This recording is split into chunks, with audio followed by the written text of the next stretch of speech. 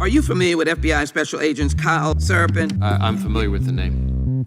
Is that yes? I'm familiar with the name. Familiar with the name. Familiar with the name. Let's bring in Kyle Seraphin. He's the FBI whistleblower who helped expose government censorship of our First Amendment rights. Now, we only have this memo because a recently suspended FBI agent called Kyle Seraphin brought it to the public. And we're grateful that he did. Kyle, thank you so much for joining us tonight. He's the host of something that strangely is called the Kyle Seraphin Show. Kyle Seraphin, I can't thank you enough for speaking out. I knew you guys were out there, and I knew it was just a matter of time, but you got a lot of guts putting your face and your name to this. You're doing a service on behalf of the American people, and from the bottom of my cracked and broken heart sometimes, thank you very much. Take a look behind the curtain with a real whistleblower and American patriot. Prepare to embrace the uncomfortable truth because this program has no time for comforting lies. Here is civil liberties enthusiast, Second Amendment defender, and recovering FBI agent Kyle Seraphin.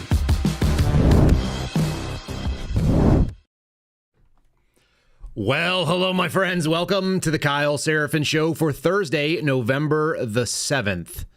And we are live right now. If you are watching us over on X, on YouTube, on Rumble, make sure that you've liked this video. Make sure you consider showing it to somebody else.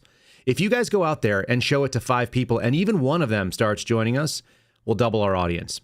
Just saying. And if 2 of them do, you guys get it. We'll triple it. You guys can be the ones who control how we do this thing. We got a lot to cover today. I want to talk about something because I don't want some premature excitement, although there is definitely cause for celebration for those of us who are conservative. We have to remember that this fight is just getting started. Nothing has been fixed. Nothing has been changed. And we're going to cover down on a lot of that. Today's story is 2 things. Number 1, the bloodbath that is happening over in the mainstream media. They have been taken behind the woodshed, cut around the neck, and they are bleeding out. I encourage us to let them do that. We will, in fact, though, mock them and laugh as they slowly bleed out into irrelevancy. There are media that are not going to go away, and there are media that will absolutely go away. And the mainstream that just cannot figure it out. The best they've ever been able to do is lie. And what they're telling you, the argument being made right now on CBS, ABC, NBC, MSNBC, CNN, it is all coming down the same way. The argument is, we told you the proper truth, the way that we want you to see it, and you're too dumb to accept it. And so now they are trying to just pick through the ashes of what happened. We're going to relish that just a little bit because it is too joyful a moment for us. But the second thing is to remember is that we've been through maybe a 4-year storm of things as the winds picked up and things got darker and weirder, especially for people like my friends that used to be government employees. If you are a whistleblower, you know exactly what I'm talking about. If you are someone who didn't want to get COVID shots and you were being forced because the Biden administration leaned on your company through OSHA regulations and so on. Many of you in the healthcare industries and the pharmaceutical industries, in anywhere that had more than 100 employees, even if you worked remotely, were being told that you had to do something that you were unwilling to do. And a lot of you suffered that consequence, the same as me and my friends did. I think that is the thing that we have in common. You watched your kids be forced to be masked. You watched this antisocial behavior and this bizarre sort of Karenism spread where people just desperately hope they got to be a government agent by enforcing some policy that they probably wouldn't have agreed with 5 years ago, and they wanted to shove it down your throats. All of that stuff, as those winds picked up, they seem to have subsided for just a little bit. And we've got this little break, this little calm in the storm for a few minutes. Yesterday, we heard from my friend George Hill, and George Hill had something very important to say. He said that a year ago, maybe 18 months ago, he thought that we would see a cold front roll into the United States. He's speaking metaphorically, of course, that would push some really aggressive weather. And of course, we saw some of that. What we're in right now is the eye. And that is the gist of today's thumbnail. The eye of the storm is where the winds have actually stopped, but they are spinning all around us. And I think as the storm continues to move, it will pass over us again, and we will enter that cloud wall, and we will start to experience some rough times. I suspect that it'll go at least until January of 2025, but if my instincts are correct, it'll be at least the first year of Donald Trump's presidency, because there is a huge amount of resentment, even if it's in a small amount of people. Remember, 3% of people were able to overthrow the British crown. It doesn't take very many lunatic leftists and people that are on the hardcore left who feel like their very existence is in danger. And in some ways, it should be, because extremism on the right and the left are actually quite dangerous for the people who just want to be left the hell alone and live as Americans. We should be able to agree to disagree with our neighbors, but there are some people that you cannot negotiate with. We actually used to know this as a nation, and we used to hold the moral high ground on that. You do not negotiate with people who operate in terroristic fashion, or those people who try to come down and shove things down your throat on your children and on the basic ways of life that we all love here. So that is that. We've also got a pretty uphill fight getting our Republican, which I'm not a Republican, but I do, in fact, have to lean on these people because they're the closest thing we have. We've got to see those folks step up and do the right thing in Congress, whether it be in the House or the Senate. They've got to get it done. So we've got a lot of ground we're going to cover. We're going to talk about, like I said, election. We're going to talk about some of the international implications like we touched yesterday. And this is a little bit more of a true form. Yesterday, I was so destroyed from being up all night that I was really grateful to have Garrett O'Boyle and George Hill join me. If you guys did not watch that, highly recommend going back and checking out yesterday's podcast. I think it's uplifting. The second thing about that, which you might find uplifting, is that we had probably our biggest audience in quite a while. And that's really nice to see, especially when my friends are out there being shown. We're going to announce this right now in lieu of a sponsorship at the beginning. You guys can always join us over on the locals community. It's KyleSerafin.com. I think I still have got that set up here. Kyle Seraphin. Oh, no, that's not it. Locals should be able, I guess I deleted that seed. So KyleSerafin.com, that's what you're going to want to see. KyleSerafin.com lets you know a little bit of the advanced and the inside information. And here's a little taste of somebody saying my name a few times, it looks like. This is the announcement that we've been working our way towards. We've been working towards this, man, for about 2 years. We launched this thing kind of half-assed in November of 2022. We are now November of 24. And this is where we're going. Kyle Seraphin. Kyle Seraphin. Kyle Seraphin. Recently suspended FBI agent Kyle Seraphin. Former FBI whistleblower. Indefinitely suspended for telling the truth. They say that God draws straight with crooked lines. My life is great evidence of that. I worked in many fields, from running restaurants to working in corporate finance to working as a sales guy and eventually joining the military. That led me to the FBI, where I found myself unceremoniously kicked to the curb because I had principles. That led me to becoming a podcast host, and I take all of that varied experience and try to peel back with a scalpel of truth, get rid of the narrative, get rid of the propaganda, and find out what is actually happening in the world. The Kyle Seraphin Show is going to be an exploration. We're all on the journey together, finding that truth with a capital T. It's only with a team that we were going to be able to take this podcast to the next level, and we've done just that. This is the next iteration of the Kyle Seraphin Show. Call it version 2.0. For those of you who are new, and for those of you who are coming back, welcome aboard.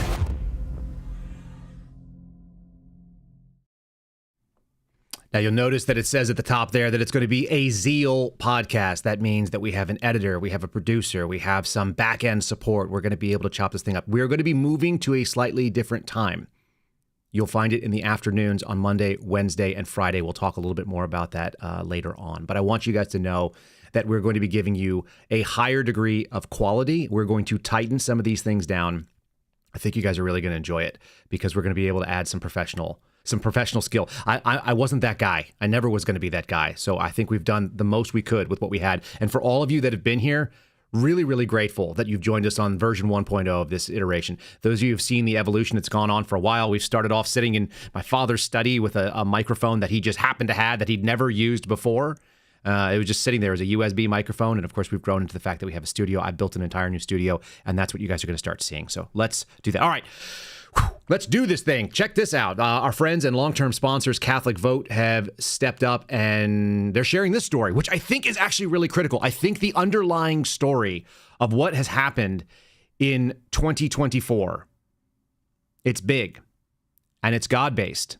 And it has to do with all of you Christians. I understand that there are some quibbles that you might have between the various denominations in Christianity, and I don't really care. I'll be totally honest with you. It doesn't matter to me. The people that accept that Jesus is their Savior and Lord, the people that don't want to see God mocked in this nation, and even the people that might fit in sort of like traditional conservative boxes, and they don't even think religion is a part of their life. They don't realize that all of their values probably do, in fact, come from Christianity. And that's probably one of the single biggest, most interesting things about this story. Multiple exit polls. This is not just a one-time thing. have shown that President-elect Donald Trump won the Catholic vote by a wide margin, a decisive margin, posting the strongest performance among Catholics since Ronald Reagan. This is exactly what we saw. And I think if we had had messaging done and things were done fairly, we would have seen this in 2020 again. In the last several election cycles, Catholics as a whole has emerged as an important swing bloc. This is why the group Catholic Vote, which is in fact focused on getting Catholic voters to do the thing they need to do, which is to vote their faith, which is what many of you went and did this week or the week prior. The candidate who wins their vote has almost always gone on to win the presidency. Isn't that upsetting? Because Joe Biden, who is nominally Catholic, kind of like the Pope is nominally Catholic at this point. I don't know if I'm supposed to be saying that, but it does sound true to me. Somebody said, "What do you think about the Pope?" And I said, it'd be nice if he was Catholic. Those of us who grew up in the church and understand, you cannot be a Catholic and be okay with having no boundaries. You cannot be a Catholic, you cannot be a Christian and be okay with abortion. It just doesn't fly. That change is very important. And let me just throw this statistic on the board. This is one of the things that was actually quoted in that article there, in the domination. And I do mean domination because it's as big a margin as anything else. They showed that Gen Xers, who had about a 5-point swing towards Donald Trump, and that ends up being probably generationally the biggest single push of any single age group. But check this out. U.S. President-elect Donald Trump won the national Catholic vote by a margin of 56% to 41%, a higher level of support than he obviously received in 2020, but it goes all the way back into the 80s with Reagan. And that's the Washington Post. That is no right-wing source. This is a really important statement. So as we see this, I started this podcast under the guise that we are in a spiritual battle. We are currently witnessing the fight. And it's how funny that Joe Biden mentioned the soul of this nation as he went out and tried to speak as an authoritarian. He did. He stood out in front of our iconic monuments and he said things that was so divisive. Then they couldn't figure out how they divided the country and they got the smaller portion. Because the larger portion of America still cares about things that we all used to care about, which is that we should love our neighbor as ourselves, that we should go out there and treat ourselves fairly. That was one of the things that I actually alleged in one of my whistleblower complaints. In one of the religious accommodation requests, I said, I will not tolerate discrimination of myself. And many of you are in that same exact boat, aren't you? They told you to go do something like take a COVID test every 72 hours. They told you to segregate yourself from the rest of the working population. They told you to get a shot and you said, I don't like the way it was developed. And they said, well, now you're a dirty pariah and you can no longer do things with your friends. You can no longer be part of our lunch conversation. You have been exorcised from polite society. That was their doing. This is a self-inflicted wound. And yet the media right now, the mainstream media cannot figure out what just happened. Like, where did the red wave come from? What's crazy is the red wave was always there. There was a messaging battle that was massively uphill. I think what happened in 2022 was actually a continuation. It was residual and aftershocks of 2020. And for those of us who watched that graphic that I put up yesterday, showing exactly, the question keeps popping up on social media. Where did the 15 million Joe Biden voters go? Because Kamala Harris got as many voters, slightly more actually, than Obama got. And by the time it's all shaken out, it'll be actually a little bit more than he got in 2012. And they said she had Obama-level excitement. How did she not win? She didn't win because the last time it wasn't a mirage, it was fraud. And it's pretty obvious. The best part about a trending graph is when you see an anomaly, you go, ah, of course. Sometimes you need to see that anomaly both in past and future context. You have to see it in its historical context, and that doesn't happen just in its moment. There are possibilities that things have changed. The ground game could have shifted. But you can't tell me that the most number of people who have ever cast votes in an American general election only happened once. And then when they ran against, quote unquote, literally Hitler in Donald Trump, that they weren't able to get that same enthusiasm. It's nonsense. And we needed that result that we got yesterday, which is still coming in and it's still kind of shaking out what the House and the Senate are going to look like. It needed to show that there was one bump, one blip, and it was simultaneous with a COVID pandemic hysteria, with a media overload in one way. So here's a little taste of the meltdown going on the left.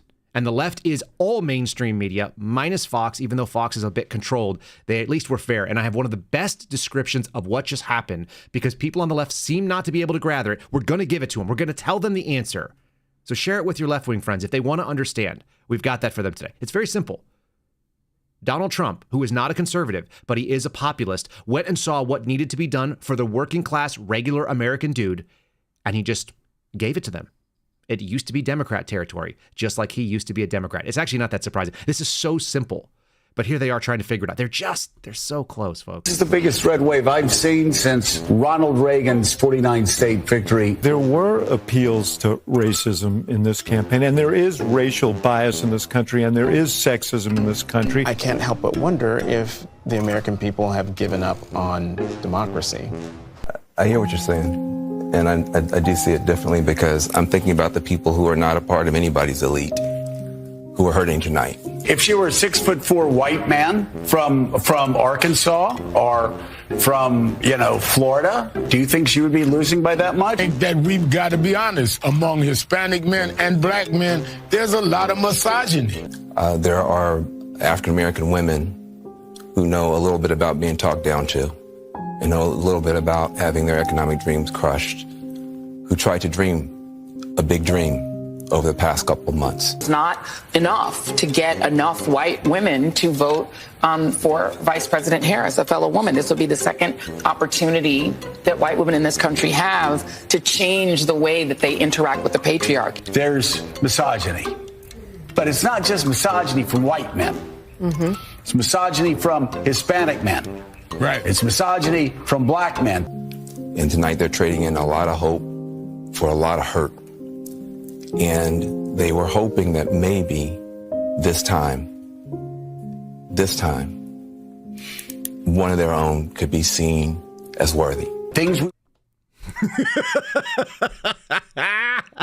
I love Van Jones. I told you guys he's the best. I bathed in his tears, even though I wasn't a Trump voter in 2016. I was at the FBI Academy watching it overnight, and I watched him cry, and I went, these ridiculous fools.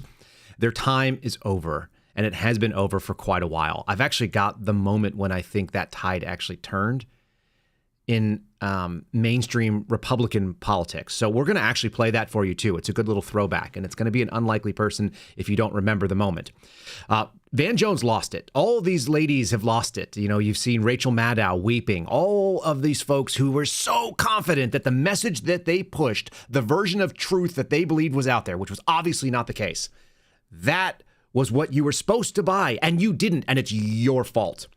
I think the best way to go ahead and lure white women who voted for Trump and working class dudes who work for unions or work with their hands, the best way to lure them back to the Democrat Party is by letting them know just how racist and misogynist they are. I think it's going to be very effective. Please, MSNBC, CBS, CNN, MSNBC, please don't stop.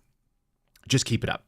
This is the sort of the mental toddlers of the left, MSNBC and Morning Joe, saying the best things, and nothing better than calling Al Sharpton Rev. I cannot believe this man is on television.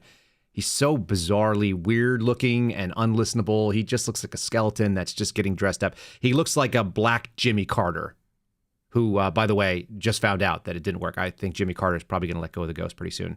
He looks like E.T. Okay. Here's another little version of it. Please continue this. We're going to bathe in the tears for a moment. As I said, there is a brief moment in the eye of the storm where we can pull ourselves together. Let's enjoy it for just a second. I just say, Rev, really quickly, too. Democrats need to be mature, and they need to be honest. And they need to say, yes, there's misogyny. But it's not just misogyny from white men. Mm-hmm. It's misogyny from Hispanic men.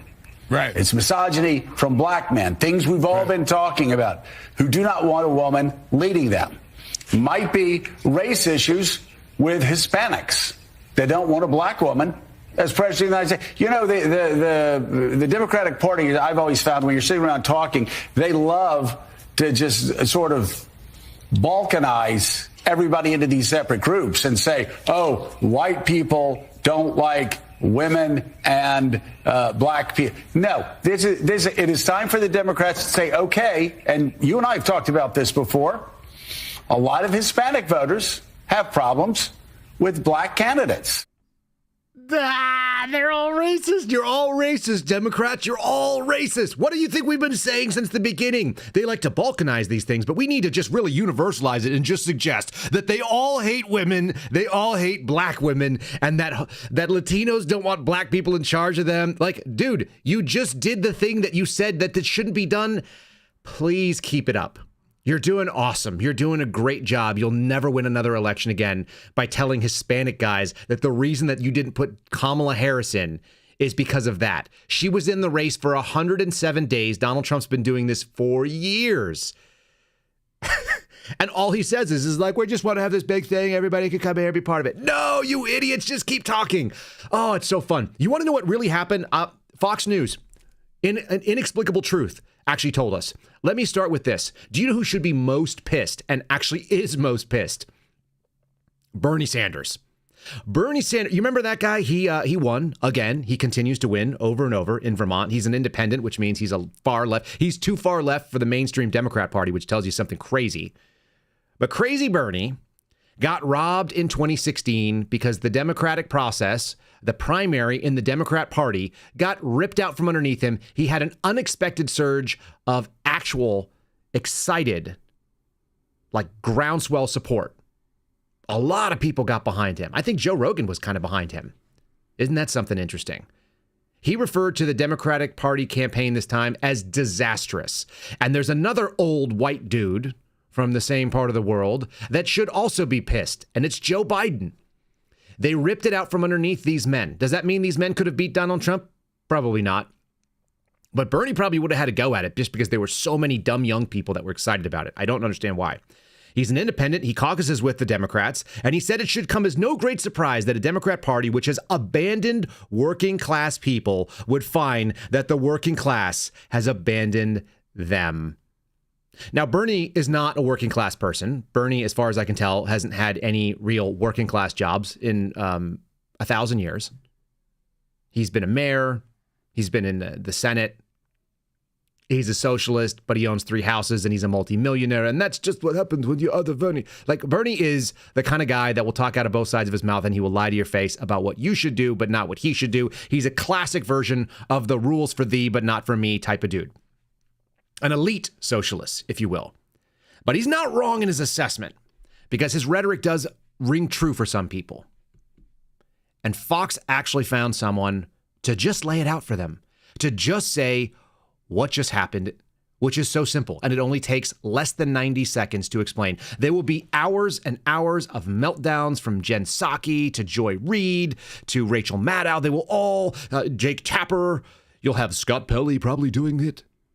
You'll have Chris Wallace. You guys like the Chris Wallace for some reason, but Chris Wallace will tell you exactly what he thinks might have happened. No, it's less than 90 seconds. This woman's name is Batya Ungar Sargon. She's a journalist. She told you very simply, Donald Trump saw what they did here. They abandoned the working class people. The working class people abandoned the Democrat Party, and Donald Trump picked it up. The end. This election pitted a fake problem, a national abortion ban that Trump promised to veto, against real problems, the economy and immigration. It pitted the needs of rich, white, progressive women who need to feel like they are the oppressed class. And so they invented this myth that there was a national abortion coming against the real and pressing needs of working class men who can no longer support their families because of the economy that the Democrats built, which is an upward funnel of wealth from the working class to the elites. And that is why Donald Trump is crushing the Democrats with their own voters. It's not rocket science. He picked up the Democrats' economic policy because it was the Democrats who used to say we have to have a strong border to protect working class wages. What's so frustrating is a college degree has become the gatekeeper of the American dream. And so basically what's happened is the people who hate America the most are the only people now who can afford to support family. It's very, very unfair. And again, it's because of Democratic policy that was put in place, replacing their pro-worker policy, which Donald Trump showed up and simply lifted right off of them. And the mistake They became elitists. They bought their own supply. It's so straightforward and simple. She just laid it out for them. That's an easy clip if you want to share it with your friends who are on the left. You stopped caring about regular people stopped caring about you. And though some of us may be more middle class, I'm certainly in that category myself, and I have been for quite a long time. And yeah, I have a college degree. There is an ethos of hard work that is very American.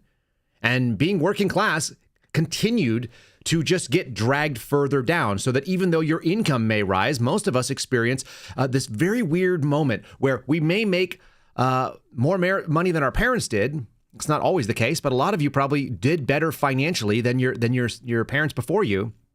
And yet what you found was that life was more complicated, more difficult, and that your savings and the ability to actually just do basic things like have one income in a household has been decreased. What do you tell those people? Send your wife to work? That's not the values that we wanted, per se. And there are even women on the left who went and got a college degree and they feel like they got conned out of something. Hence the clip we played at the earlier part of the week or the end of last week that said, I would go back to the 1950s in a heartbeat. A white educated woman wanted that. Why? Because she doesn't want to be a victim. But she is an actual victim, but not of the victimhood that the left is trying to sell. They want to say that she's the victim of some sort of like Republican policy or this attempt to control women's bodies. But in reality, they controlled women's bodies. They sent women into the workplace that women didn't always want to go. And they made it the only palatable option if you're not a dummy. My wife struggled with this very, very strongly. She has a master's degree. She spent, tens of thousands of dollars in education, and she spent thousands of hours learning how to do her profession.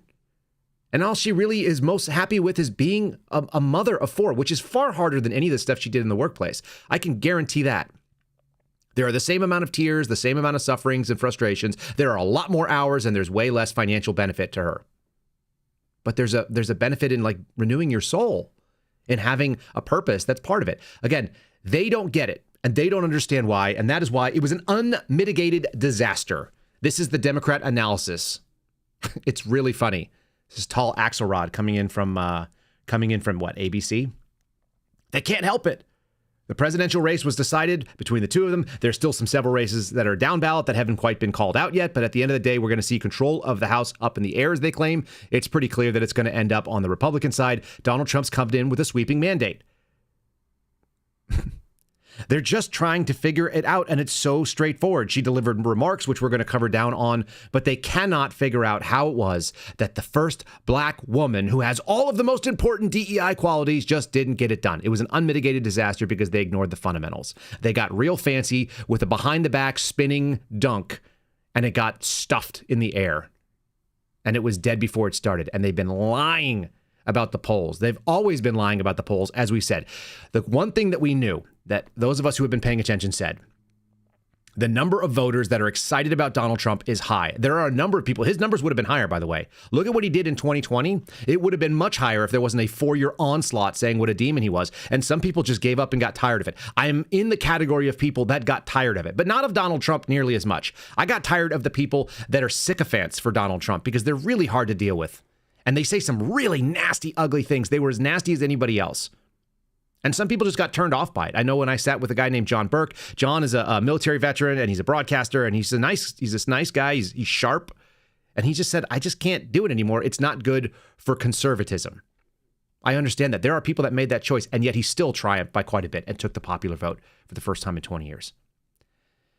They're trying to keep it together. Do you remember why they lost credibility? This was the start of it.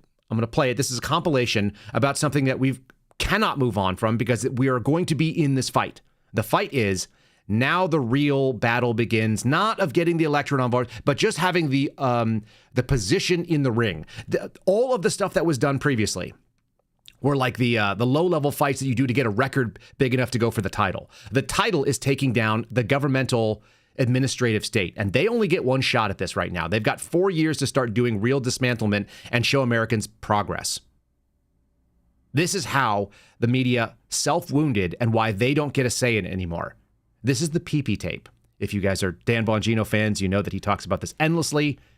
It is still an important thing to remember because there are people on the left that still believe it, just not as many as people who have opened up their eyes. BuzzFeed's latest bombshell report. The White House is slamming a bombshell report by BuzzFeed. With a bombshell report from BuzzFeed. If the BuzzFeed bombshell is true.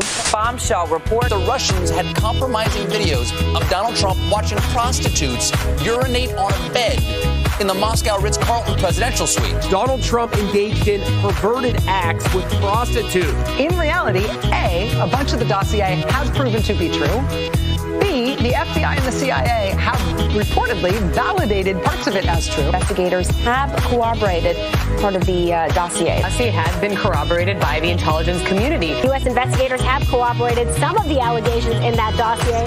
We do know that parts of it have been corroborated. The president was compromised by a hostile foreign government, full stop. The possibility, the very real possibility, that President Putin holds damaging information over President Trump.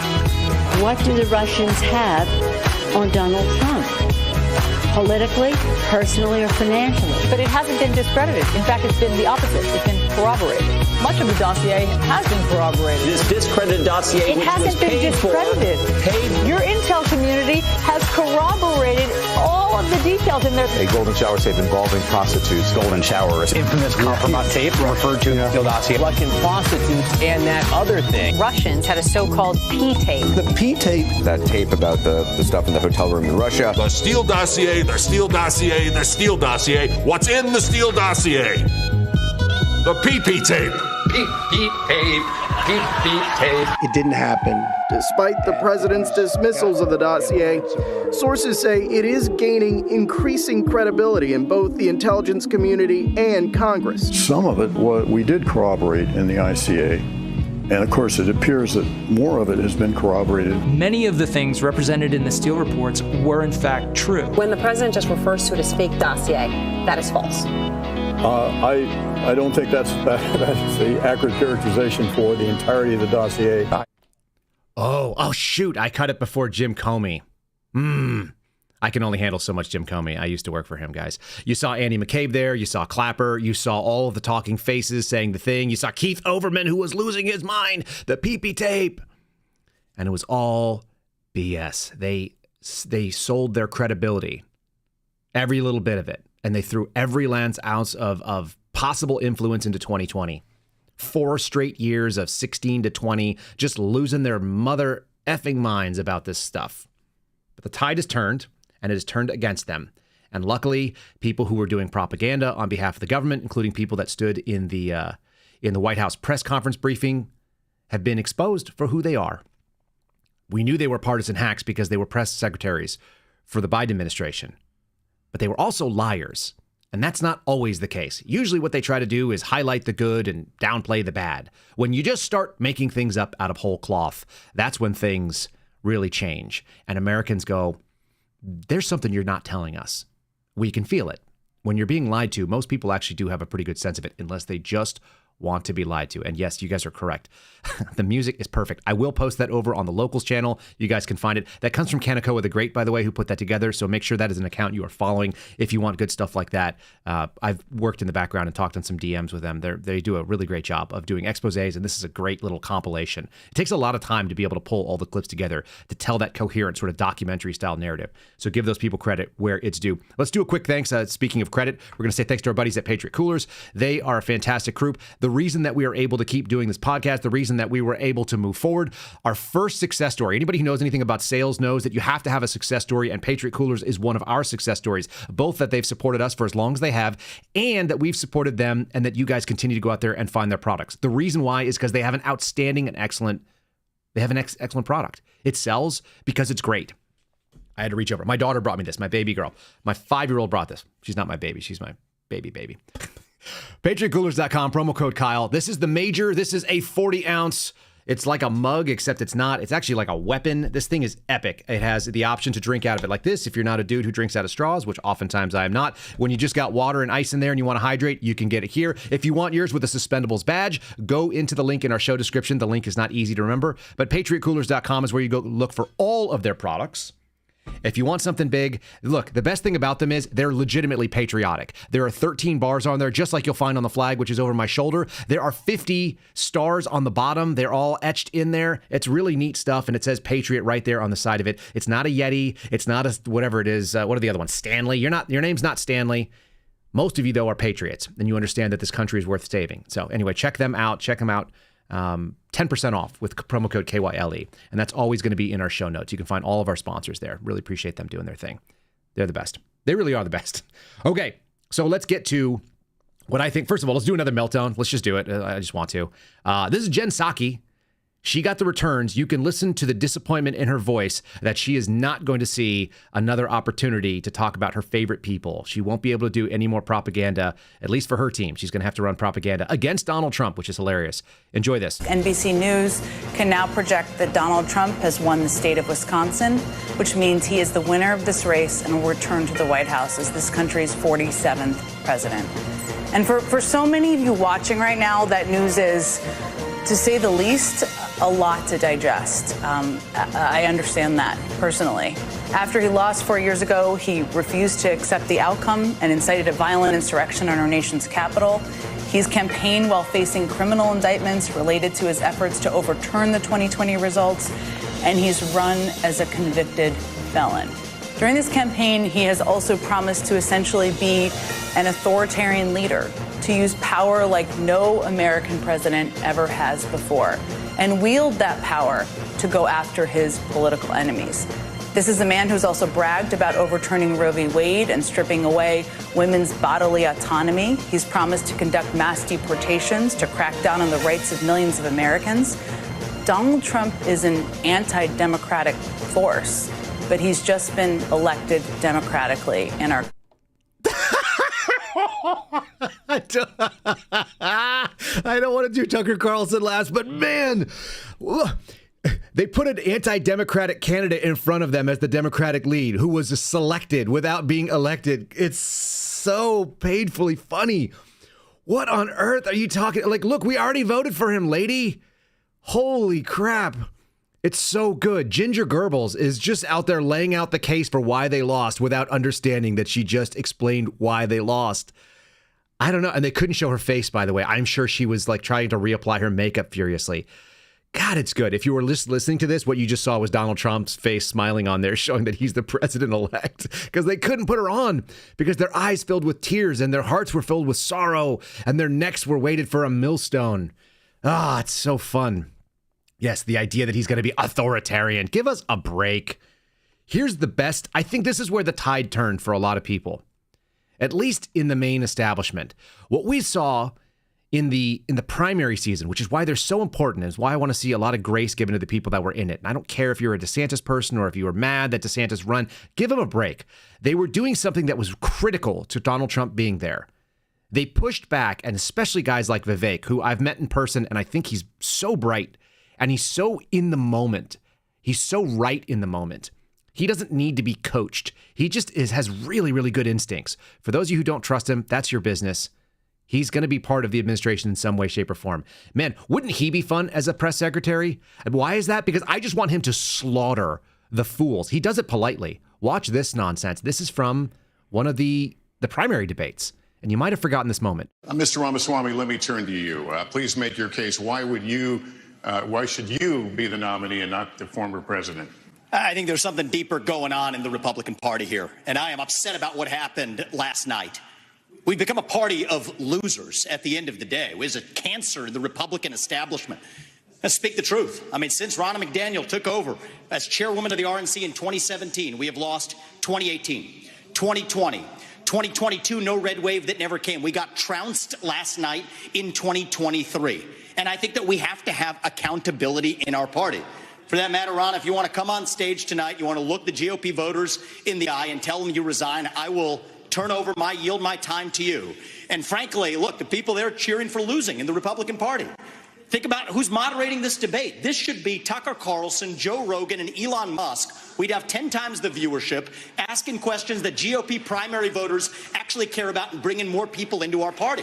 You think the Democrats, and we've got Christian Welker here, do you think the Democrats would actually hire Greg Gutfeld to host a Democratic debate? They wouldn't do it.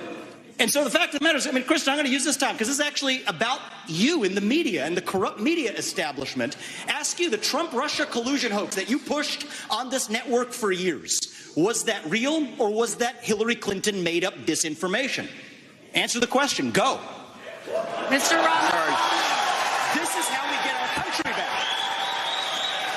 We need accountability. accountability, because this media rigged the 2016 election. They rigged the 2020 election with the Hunter Biden laptop story. Mr. Ramaswamy, and they're going to rig this election. Your time is up. Accountability. Let me turn to Governor Christie. Why you... Can we turn to Governor Christie, for God's sake? Can we find the fat guy that's part of the establishment that helped choose Chris Wray? Please, anything but this. This absolute bomb of accuracy. They went all in, and they spent whatever credibility they had, and they came up short this time because they overplayed the hand. There's a thing from it's a poker analogy. It comes from the movie Rounders, but obviously it goes back to poker culture. And they say that you can shear a sheep many times, but you can only skin it once. That's supposedly, I think it's Amarillo Slim, if my memory serves. I know that Matt Damon says it in that movie. But for those of us that followed poker, especially if you were part of the boom back 20 years ago when everybody was playing party poker and trying to make money on there, I paid my college tuition for a couple semesters that way, for whatever it's worth. I certainly paid my rent that way too. You can only do that so long. If you go all in all the time, at some point someone's going to call you when you don't have it. And that's just what happened. They've been pushing and thinking they could bully everybody with the big stack of all the media, the big microphone, if you will. That's the analogy. And Vivek showed them what it looked like. He just took them right to the woodshed. He hit them in a bleeding spot, and they didn't even know that they were dead until it actually happened.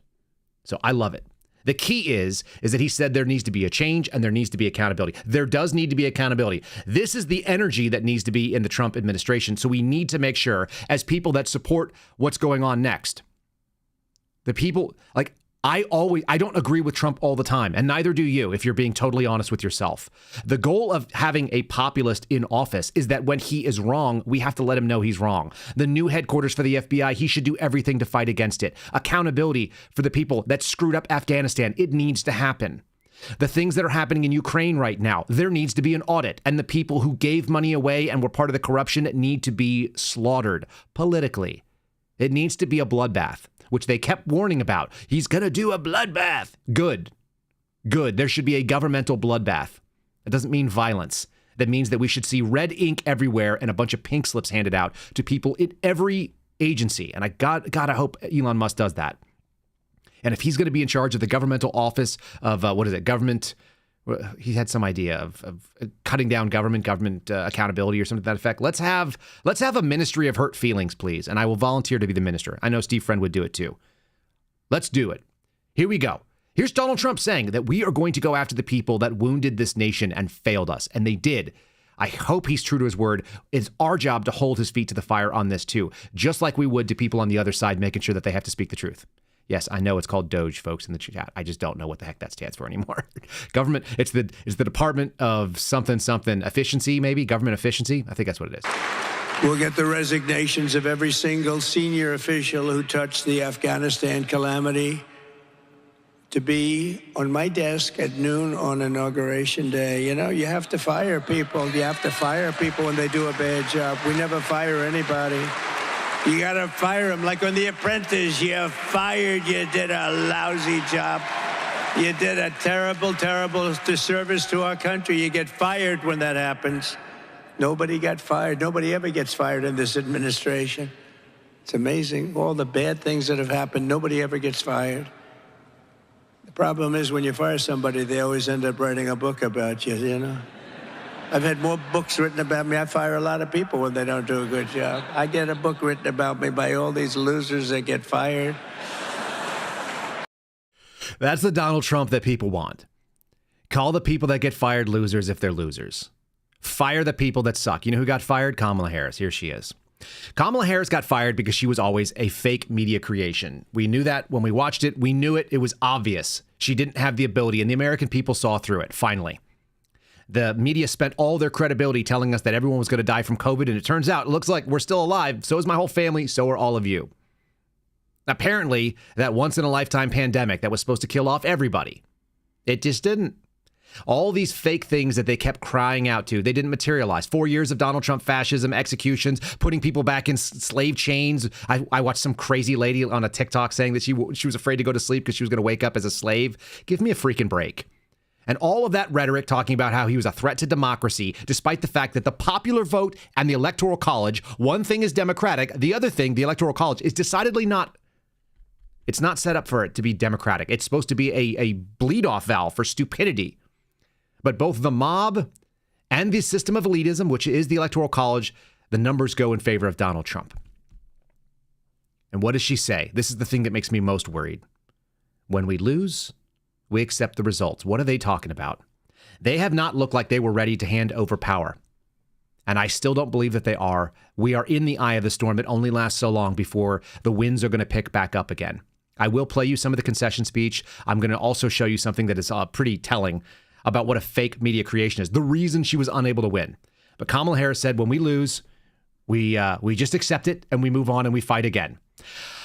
I don't know that. We've seen Jamie Raskin say that they don't have to certify the vote. She's the one who's supposed to sign off on that. There are some more tricks up the sleeves. If you think these people are ready to just roll it up and say, okay, we'll just try again next time, you have not been paying attention. So it's time to be clear that despite the media meltdown, the wounded and cornered animal is almost always the most dangerous. We should be aware of this.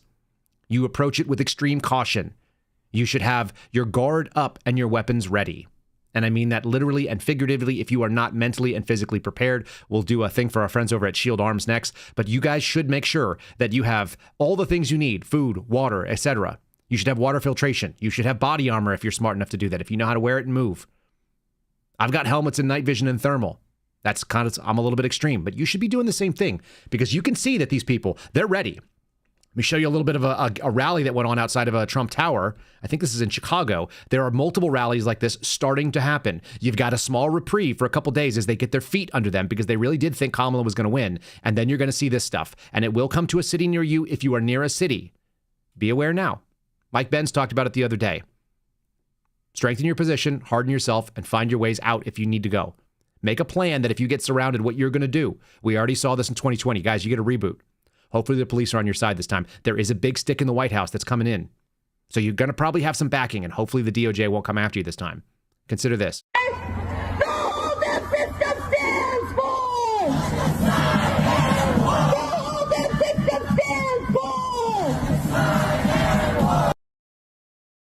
All right, they're screaming, they're rallying, there's lots of this. There's stuff happening in Seattle, which you'd expect. There's things happening in Portland, which you might expect. This is going to go the way that we think it will. I think people are going to lose their minds about it. So let me just play you a little taste of a Kamala Harris speech, and then we'll move our way in, and then we'll talk about. She's talking about loyalty here. Wait a minute, what is this one? Kamala did what Kamala always does. She just put her head down and she went to work. Oh, Dougie, you're not supposed to talk like that. That's your wife. You just don't say. You don't say that, man. You don't say that. That is just not appropriate. That is not how you talk about that lady. I'm sorry. Here we go. This is actual Kamala concession speech. In our nation, we owe loyalty not to a president or a party, but to the Constitution of the United States.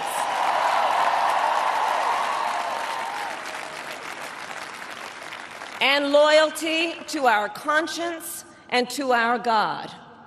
My allegiance to all three is why I am here to say, while I concede this election, I do not concede the fight that fueled this campaign.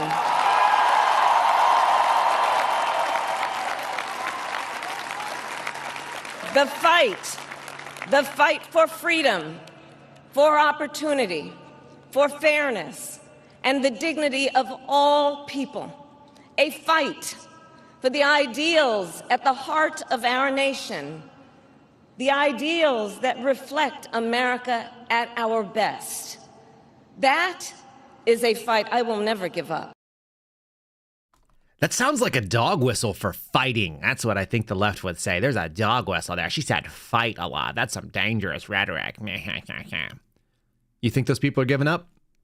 Not me. They might do this. Kamala did what Kamala always does. Oh, Doug. She just put her head down she went to work. She went to work, but there was not enough. She didn't have enough time. There weren't enough people to go to work on that. Which God is she talking about, by the way? Which God does she believe in? Anybody believe that she's legit as a Christian? Because I don't. Neither do you. We talked about it on a program with Steve Friend one time. The single biggest, most important question, he said, what if you could ask her one thing? Yeah, when were you baptized and where? Which God did you accept, dear? I just want to know. She's been a fraud. She's been a fake. We've known this from the beginning. We've never relented on that statement. I've got a little fun thing. Kamala versus Hillary. Either they got the same speechwriter or she plagiarized this like they did some other things. Turns out it's pretty common for leftists. Joe Biden had the same problem.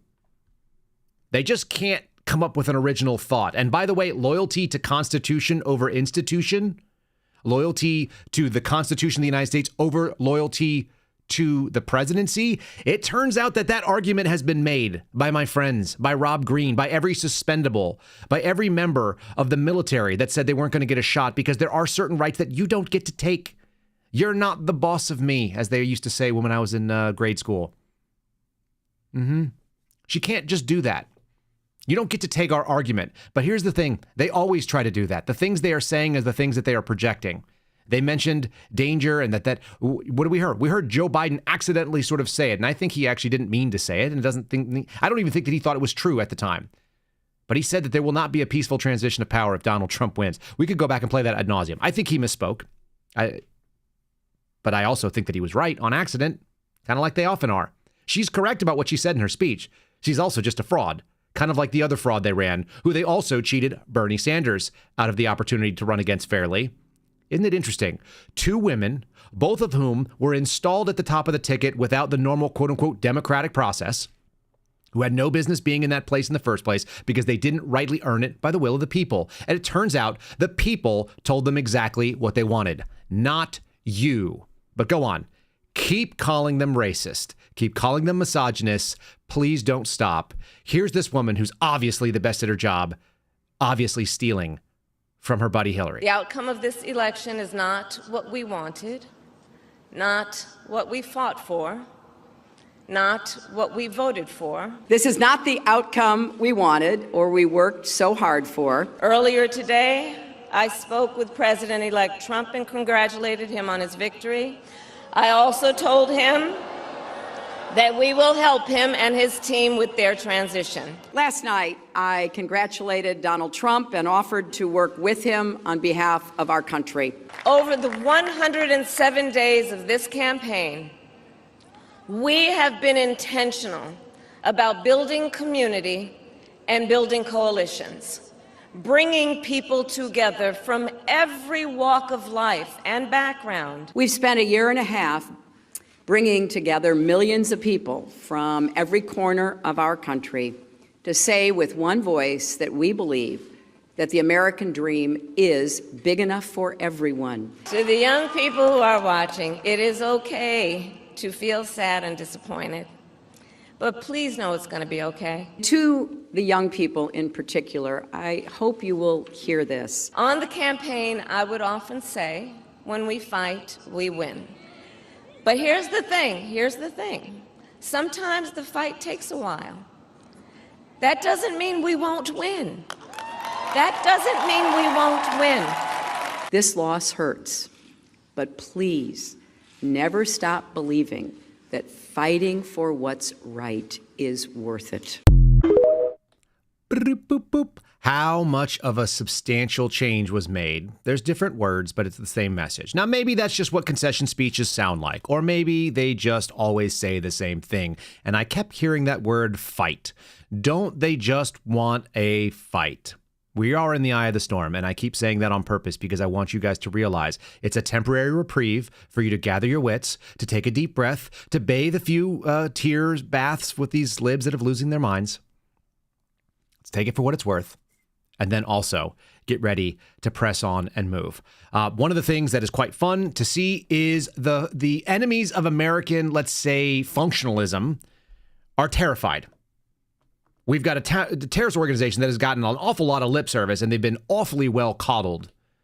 It's bad for Palestinians and it's bad for the Israelis to have a major conflict that's going on right now. They're asking for unreasonable demands. You're going to get Donald Trump in there, someone who actually brought some peace in the Middle East the last time he was in with the Abraham Accords. How about this? Palestinians are dismayed by Trump's win, and their leaders urge peace. Yeah, because you're about to do the thing that was always supposed to be done, that you meet this violence and terrorism with the threat of force from all sides. You guys don't have to love Israel. I don't really feel strongly one way or another. I don't want the conflict. I don't want to be involved in it. I don't want our blood or treasure committed to it. As I said many times, I'm an America-only kind of guy. But what I also don't want is a bunch of terrorist sympathizers, which it is if you are a pro-Hamas person in America. You are, in fact, a terrorist sympathizer. I don't want those people to have a voice in government in the same way. Screw you. Shut it down. Let the Israelis do what the Israelis got to do. If that's really ugly to you, sanction them later. I just don't have any common cause with this. There's a reason why the Palestinians are not being allowed to run into other Arab nations, because they suck. And if you go back and look at it honestly, like historical perspective, going back for like 80 years, they've been kicked around because they are always extremists, and they have elect extremists into their positions of power. You can't have democratic sort of leanings and at the same time have someone that basically hasn't held an election in, 20 years? Close to it? I just think it's fun. The second thing is that there's a real terrifying thing happening for the massive grift that's been happening underneath the Democratic regime. But of course, the Republicans have been part of it. So it'd be nice to see a house cleaning of this one. This is from CNN. Absolutely epic. Ukraine is forced to confront a brutal Trump reality that it hoped it would never happen. Yeah. Donald Trump refers to this guy as the greatest salesperson, that every single time he goes to Congress, he comes back with another $100 billion. That is so much money, it is unfathomable. How about we hold them accountable for what they've done with our cash? It would be nice to see a real audit. It'd be nice for someone who understood accounting, somebody who actually understands wealth, to look at where our money has gone and what we have gotten for it, other than a less secure nation and a less secure country. We haven't spent it on the right things.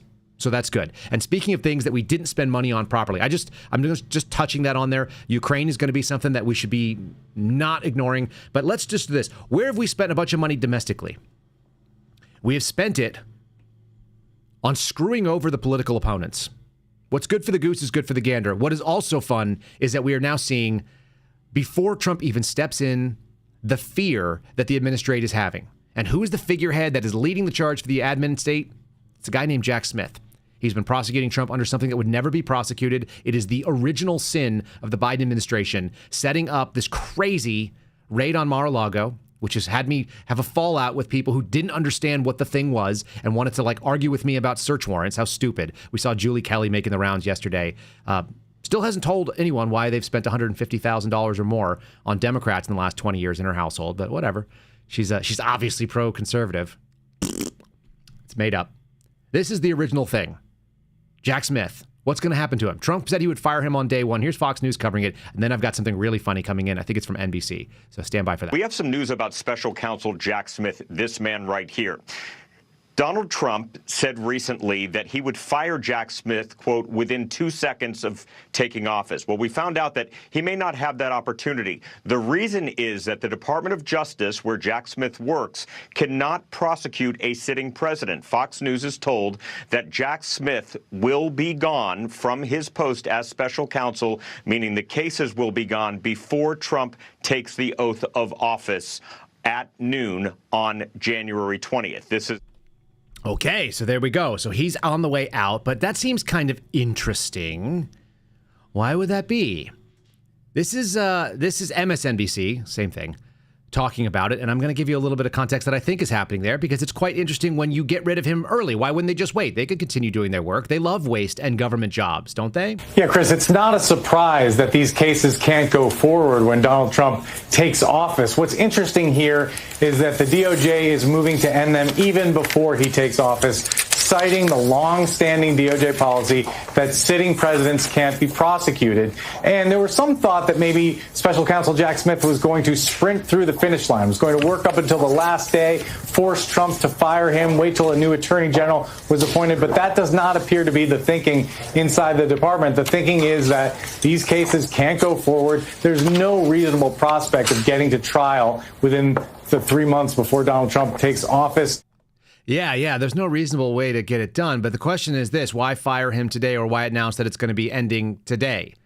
They don't care about government waste. They don't care about trying to dig up dirt. I think what's happening right now are an awful lot of records being destroyed. How about that? It'd be nice if there were some preservation requests. I'd love to see Judicial Watch push that in. I'd love to see the folks over at Heritage and Oversight Project push that in. I would like to see everything directed at holding on to what the actual hell have you been doing? And yes, we are working directly. We just announced yesterday a little bit, just as kind of a joke on social media, but we are going from the defense mode to the offense mode. We are going to push for the folks that want to start talking. If you're in the administration, if you are an FBI agent or you are associated with FBI agents, if you are part of that investigative group and you think there's been some malfeasance, you better get at the front of the line of the people who want to spill the beans. Because there are people like me and Steve Friend and Garrett O'Boyle. There are people like Bill Shipley. There are people that know how to get into this. We have some folks that are retired from the DOJ. We have folks that are retired from the FBI. We know how they bury bodies, folks. So, destroy all you want. But if you want to be at the front of the line for people that want to tip it over, you guys know how it works in law enforcement. The first person to talk wins. They get the lightest problem. Let's start recruiting more sources there. And if you got any balls and you're in there, you guys, a lot of people have been waiting. I saw Catherine Hensridge talking to the two whistleblowers from the IRS, and they're like, yeah, people are watching what happens. People saw what happened to the suspendables. And if you want to see something good happen inside the government for people to come and start burning down the institutions that need to be burned, you need to come out there and make it right for my friend Garrett O'Boyle first and foremost. You need to make it right for my friend Steve Friend right away. You guys can settle my lawsuit with me. That'll be fine. And we will stop hurting the feelings. And we'll start getting to truth and accuracy, and we'll start recruiting the sources within. But if you're in there and you know what you've been doing, and I know that they have an investigation into me, I've seen the subpoenas from my social media. That doesn't happen without an investigation into me and Garrett O'Boyle. They said they're done with Garrett. That doesn't mean they're done with me. So we've got a little bit of pressure off us because we had Donald Trump step into office. That was a massive relief. You guys probably saw a little bit of emotion yesterday. That is a thing. It's time to start finding some accountability in there. And we need to start administering some hurt feelings in no uncertain terms. Speaking of hurt feelings, there's some ladies out there. We're going to go a little bit long. Some ladies out there that have really lost the thread. This, I don't understand this trend, by the way, of women doing makeup in a camera and like giving lectures. But here's a crazy person, is all I can call it. Crazy leftist woman advising women to divorce their husbands now. Do it sooner than later. She's unmarried based on the ringless finger. So maybe she's probably not the best person to talk about it. And she doesn't seem like she's a divorce attorney. But she's advising that ladies divorce their husbands. You know what? We're going to see a lot of sadness. That's okay. There's also been like claims that there's going to be a sex stripe from liberal women. You know what happens when there's a sex stripe? No abortions. We're for it. Go ahead and do that too. Go ahead, weirdos. Talk about it. This is a PSA for any of the ladies that have been seriously considering divorcing their husband. There's a lot of big conversations happening now that we have the results of the election. One of them being no-fault divorce. That is a type of divorce that allows you to end your marriage without needing to prove that anyone is at fault. Some lawmakers are looking to abolish that, which is going to make you divorcing your husband a lot harder. So here's what that potential change could mean for you. You're going to have to prove that your husband did something wrong, which can be even more expensive, emotionally draining, and time-consuming. Legal battles over fault can keep you in an endless and very expensive fight. Removing no-fault divorce could mean higher conflict in court, which is certainly not ideal for your kids or you. Without no-fault divorce, you lose the freedom to decide when to leave your marriage. Your private decision could be left up to someone else's idea of what's right. So if you're unhappy in your marriage, now might be the time to act. Protect your right to choose what is best for you and your kids before it's taken away. Because the reasons that you want to leave your marriage are no one else's fucking business. Oh, she's so sweet and useful. One of the things that we could see, I don't know what that is. That's is that a lot of makeup, women? Someone tell me that in the comments. My wife doesn't wear makeup, like certainly not like that. When my wife has on like eyeshadow or something, I feel like I need a tie on. That's sort of the rule in our house. If there's makeup involved of any kind that's substantial that I can actually tell it's on, then it's time for us to get sort of dressed up. I must be going somewhere nice that I got to look nicer, and a tie or a suit jacket is necessary. It's foreign to me. It's totally foreign. So why somebody does all that work, fine, great. But again, unmarried, do your thing, ladies. I think it's false advertising, isn't it? Can you just be like who you are? And it turns out men are actually a lot more simple than you think. We don't need all that. We really don't. The guys that do, you don't want to be around them anyway. Okay, so that's the keeper. One of the things that I'm throwing up on the screen right now is the Federal Reserve is about to make a rate cut decision on Thursday. It could impact your money. That's interesting, especially if they want to serve the Biden administration. They could actually kind of like torpedo some of the things for Donald Trump coming in. In the next 90 days, expect things to get weird and the government to use a whole of government approach to try to subvert it. We've already heard people in the states like California and New York. Letitia James got out and said that they are standing ready to work with the Trump administration, but they're also going to try to thwart them at every turn. And that's the fight that I'm talking about. At least now we know that there's an uphill battle. We know that there's no reason that we should compromise on a lot of this stuff. And most importantly, this is what needs to be hammered home to Donald Trump. These libs are never going to like you. The libs and the left, they're all going to kind of gang up. They're all going to call it misogyny and fascism. So just embrace that they're going to call you that. He sort of does still want to be loved by the left. Donald Trump wants to be loved. You can tell by the way he operates. That's the populist thing. So he needs to be supported in his good decisions. He needs to be supported in the decisions that hurt the feelings of people that make bad decisions. And the government, the whole of government, is going to probably resist, because that's what government does. It resists change, and particularly when they are all ideologically captured on the left. The Fed is expected to shave borrowing costs by another 0.25 percentage points. That's good if you want to buy a house. It's probably bad for our money supply, which has been inflated, and it's kind of stupid. So we could see them actually subvert the capabilities that he walks in with, for whatever that's worth. They claim to be an unbiased and non-motivated politically organization. We don't believe that, because we actually can pay attention to what's happening in the world. The Federal Reserve's preferred inflation measure is dropping to 2.1%. Why they have a preferred inflation measure at all? It should be a deflation measure. They don't actually care about your money being worth anything. By the way, a 2% inflation gauge as being success means that we are always losing money, that you are always losing something, and you are always working, and anything you save is going to be worth less. That's freaking wild. That you actually have to beat the value of the money that you earned in order to be able to have your money actually even just hold value.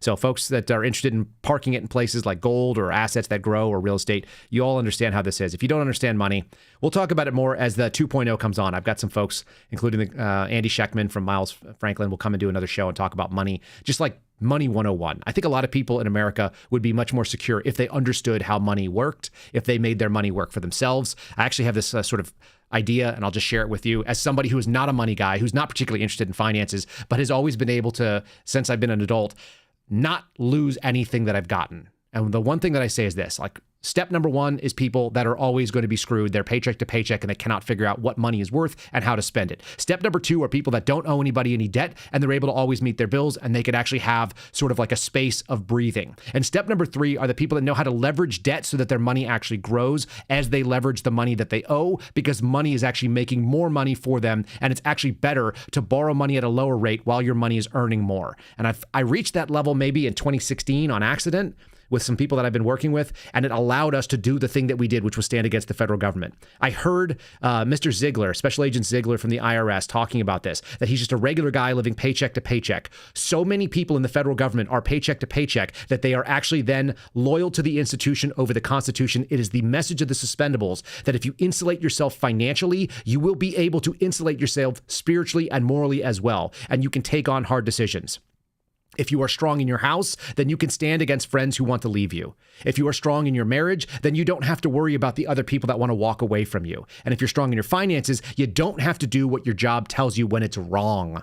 And that's most important for government employees. There is a major lack of that. And that financial accountability and responsibility and generally conservative principle of knowing that if you owe something and you become a debt slave, then you are also a work slave. And that makes you a government slave if you work for the government. It is a big, big problem. And it might be the single most dangerous thing that you can do as someone who works in national security. Most of the people who work in national security that I met are actually compromised by their own bad spending habits. They're compromised by their own debt to income ratio, which is not reasonable. My debt is zero.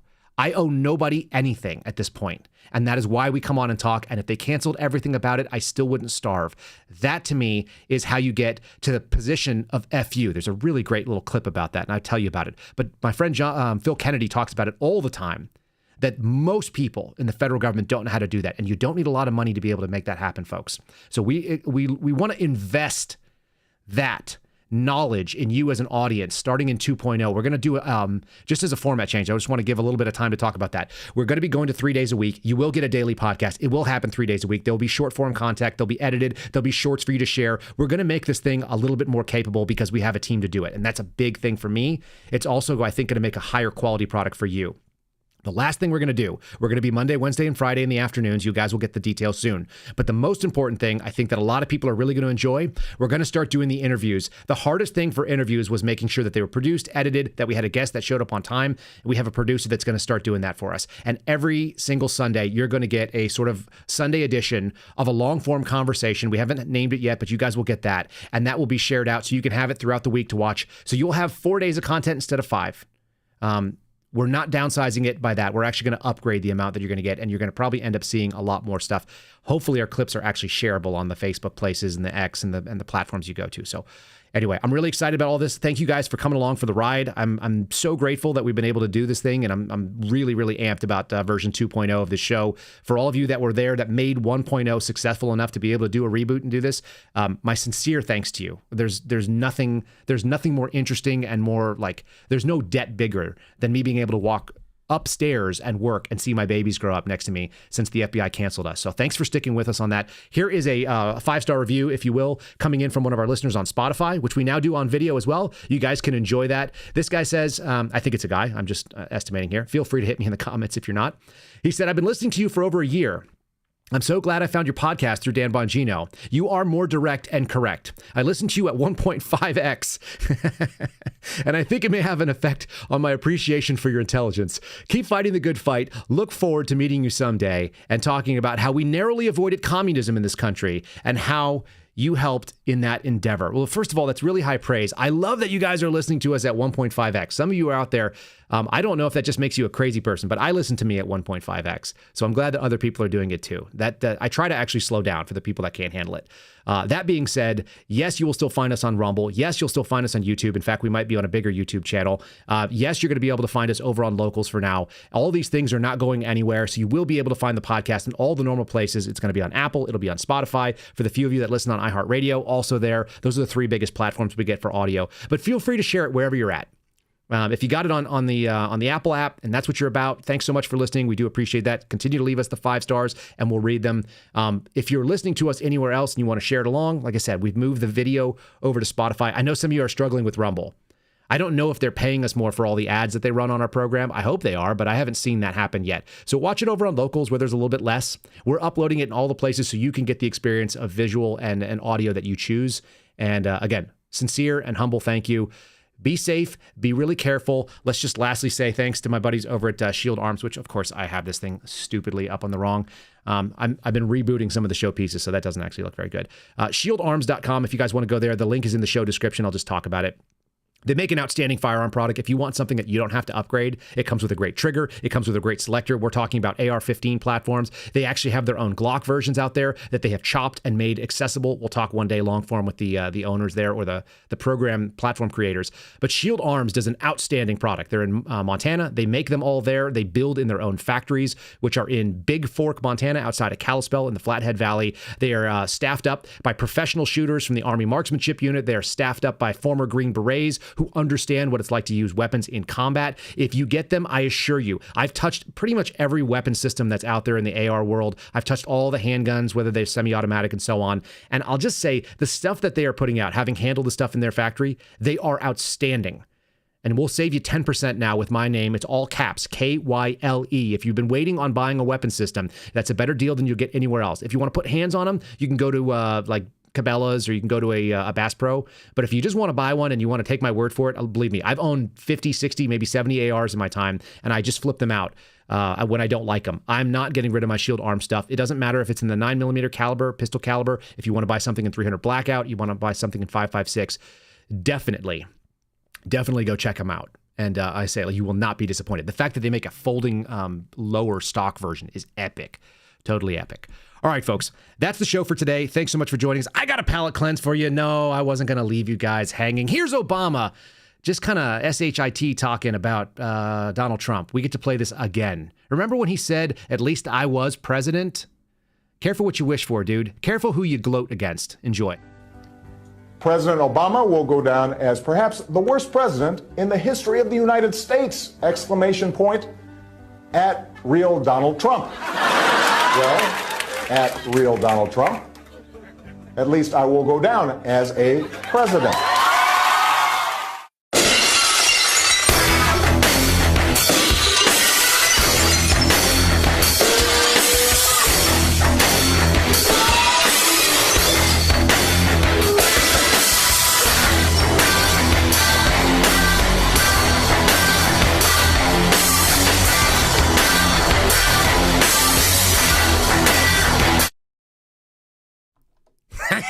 Take that, Obama. All right, God bless you. We'll see you tomorrow. We'll be doing Friendly Friday. You'll see Steve Friend. Thanks so much for joining us. Have a great day, y'all. Thanks for listening to The Kyle Seraphin Show, streamed live weekdays on rumble.com/Kyle Seraphin. Follow Kyle on Twitter, Truth Social, and Instagram at Kyle Seraphin.